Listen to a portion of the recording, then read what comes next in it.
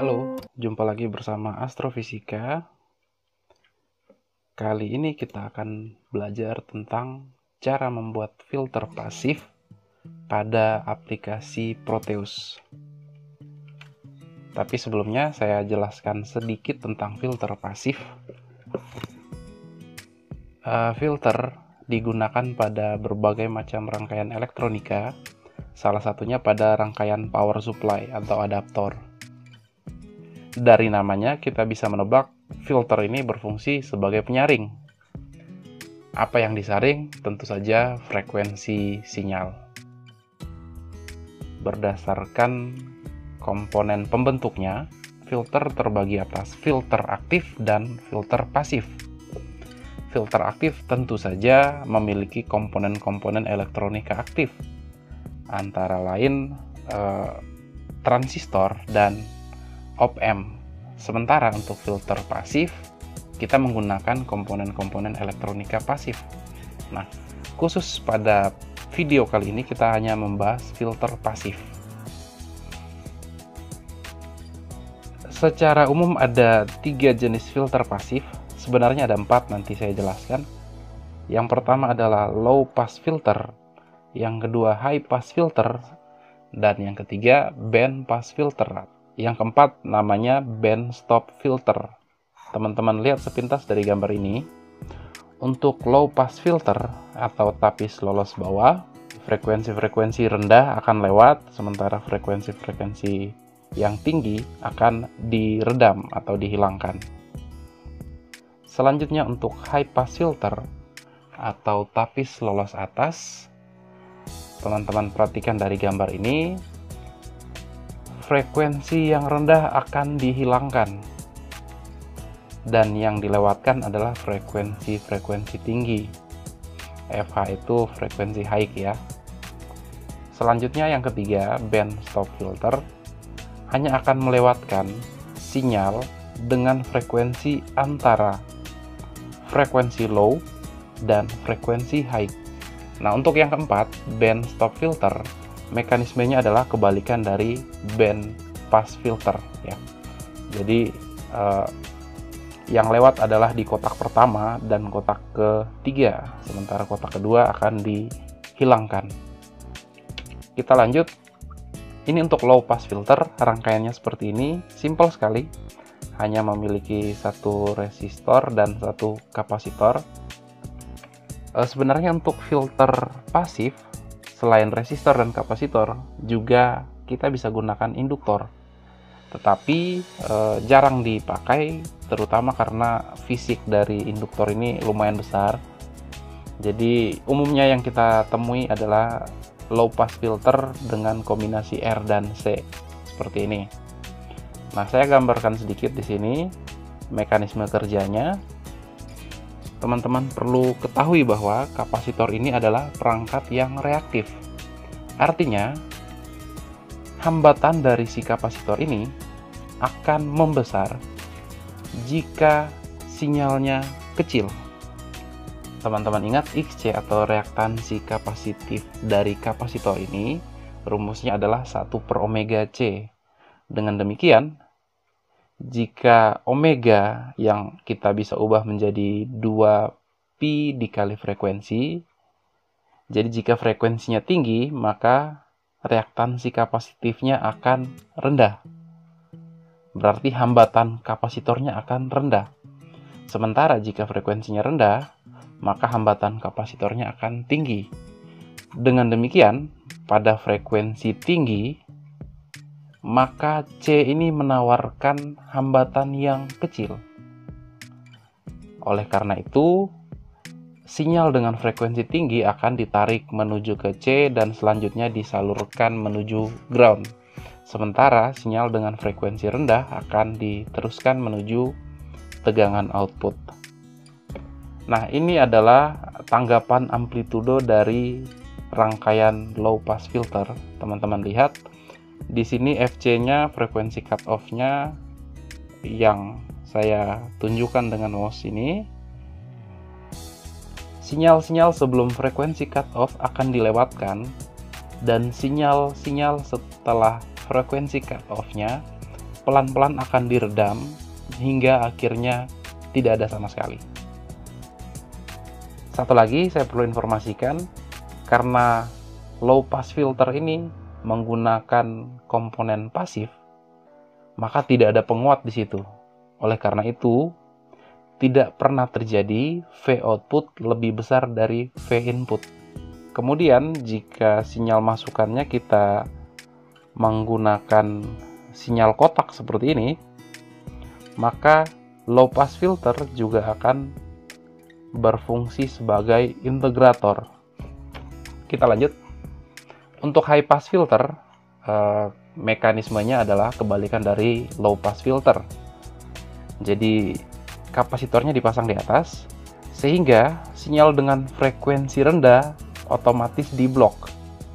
Jadi tidak akan lewat dari kapasitor ini. Yang bisa lewat adalah sinyal dengan frekuensi tinggi. Jadi lewat dan akan diteruskan ke V output. Kenapa tidak menuju ke R? Teman-teman perlu ingat bahwa arus akan selalu memilih jalur dengan hambatan paling minim. Teman-teman lihat, ini adalah tanggapan amplitudonya. Sinyal-sinyal sebelum frekuensi cutoff akan dilemahkan, kemudian sinyal-sinyal setelah frekuensi cutoff akan diteruskan. Kemudian jika sinyal masukannya kita ganti, bukan sinusoidal tetapi kita pakai sinyal kotak misalnya, maka high pass filter ini akan menampilkan bentuk sinyal output seperti yang ditampilkan pada gambar. Kita lanjut. Jadi band pass filter itu adalah tapis lolos antara. Artinya dia hanya meloloskan sinyal dengan frekuensi di antara frekuensi cutoff dari low pass filter dan frekuensi cutoff dari high pass filter. Jadi rangkaiannya adalah low pass filter yang ini diserikan dengan high pass filter yang itu. Catatan di sini adalah frekuensi yang tinggi ini adalah miliknya low pass filter yang ini. Jadi frekuensi cut-off dari low pass filter tidak boleh lebih rendah dari frekuensi cut-off dari high pass filter. Dan yang dilewatkan adalah sinyal di antara. Lihat gambar ini ya. Kita lanjut. Yang terakhir, band stop filter. Rangkaiannya adalah low pass filter yang diparalelkan dengan high pass filter. Yang bisa lewat adalah sinyal dengan bentuk kebalikan dari band pass filter. Jadi low pass filter yang lewat seperti ini dan high pass filter yang lewat seperti itu. Catatannya di sini, frekuensi cutoff dari low pass filter harus lebih kecil dari frekuensi cutoff dari high pass filter. Sekarang kita akan coba membuat rangkaian filter pasif menggunakan software Proteus.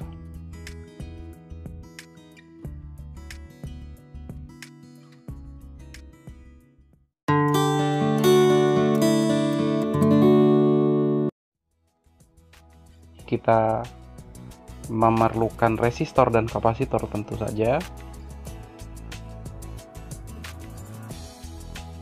Lalu selain itu kita memerlukan generator. Ambil saja generator sinusoidal.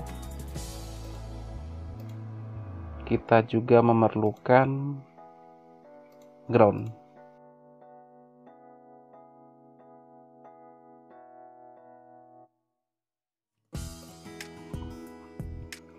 Saya ingin nilainya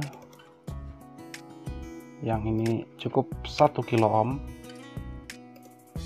Kemudian kapasitornya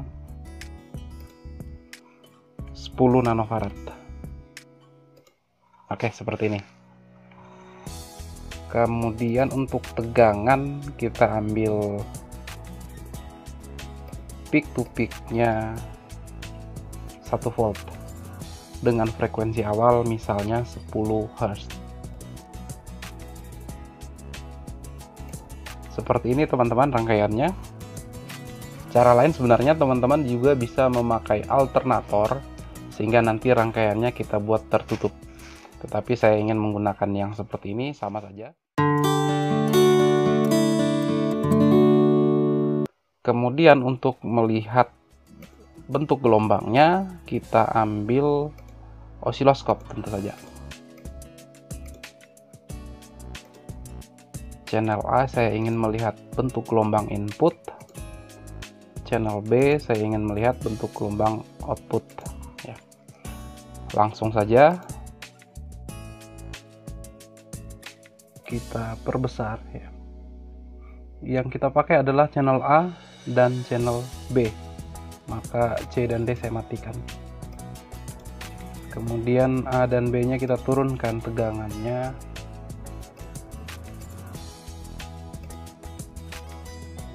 Oh, terlalu besar, saya pakai 0,5. Nah, seperti ini. Saya perbesar lagi, saya pakai skala 0,2. Skala ini menunjukkan tegangan pada jarak satu kotak ya. Ingat teman-teman, tadi kita menggunakan tegangan peak to peak 1 volt. Kemudian skala pada osiloskop kita menggunakan untuk tiap kotaknya adalah 0,2, sehingga kalau kita hitung 1, 2, 3, 4, 5 kotak dikali 0,2 volt, hasilnya adalah 1 volt. Sama juga untuk channel A yang mana kita pasang untuk input. Saya perkecil, oke, sama. Kemudian kita bisa hitung 1, 2, 3, 4, 5 kotak dikali 0,2, maka hasilnya 1 volt. Jadi jarak dari peak atas ke bawah ini adalah 1 volt ya. Kesimpulannya adalah pada frekuensi 10 Hz sinyal listrik ini diteruskan seluruhnya. Jadi tidak ada yang diblok oleh rangkaian low pass filter ini. Oke, kita stop. Saya coba dengan 5000 Hz misalnya, 5K. Kita coba running kembali.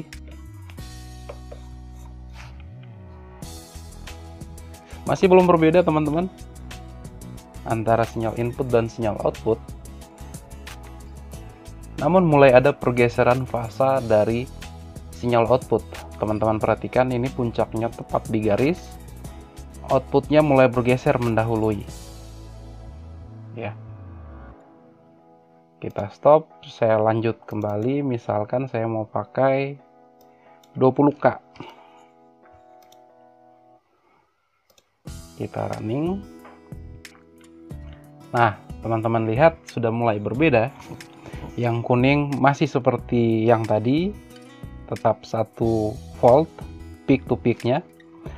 Sementara yang biru sudah mulai berkurang, yang artinya sebagian sinyal input sudah mulai diredam oleh rangkaian low pass filter ini. Kita hitung 1, 2, 3 kotak, kita kalikan dengan 0,2, maka 0,6 sinyal output kira-kira. Selanjutnya saya coba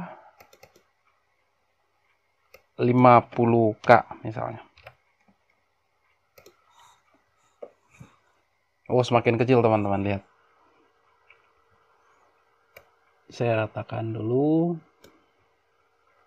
Sekarang sinyal output bahkan tidak mencapai 2 kotak penuh ya. Berarti kurang dari 0,4 volt yang bisa lewat. Oke, ini untuk menunjukkan bentuk sinyalnya.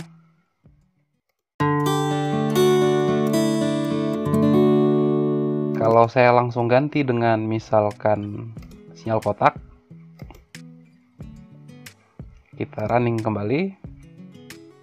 Nah, teman-teman lihat bentuknya seperti ini sekarang. Sinyal inputnya yang berwarna kuning, sementara sinyal outputnya yang berwarna biru.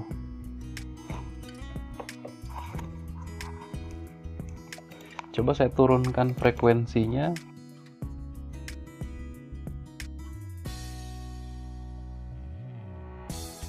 Selanjutnya silakan teman-teman coba sendiri. Yang terakhir dari low pass filter adalah saya ingin menunjukkan cara menampilkan tanggapan amplitudo dari rangkaian filter pasif ini. Yang pertama kita butuh probe tegangan. Saya tempatkan di sini. Kemudian kita juga butuh mode grafik frekuensi. Saya ambil, saya taruh di situ. Selanjutnya, sebelum kita simulasikan, ubah kembali sinyal generator ini menjadi generator sinusoidal. Oke, lalu teman-teman silakan drag probe tegangan ini menuju ke grafik. Saya perbesar grafiknya, double klik saja. Kemudian ke menu edit grafik, lalu referensi ini kita ambil probe yang tadi sudah kita tempatkan, yakni R1. Klik OK, lalu spasi. Nah, teman-teman lihat di sini, ini adalah tanggapan amplitudo dari rangkaian low pass filter. Teman-teman lihat, kurang lebih di titik ini adalah frekuensi cut off dari rangkaian filter pasif, khususnya low pass filter yang kita bentuk. Kalau teman-teman ingin menghitung secara teori, silakan saja. Tebakan saya sekitar 16 kHz ya.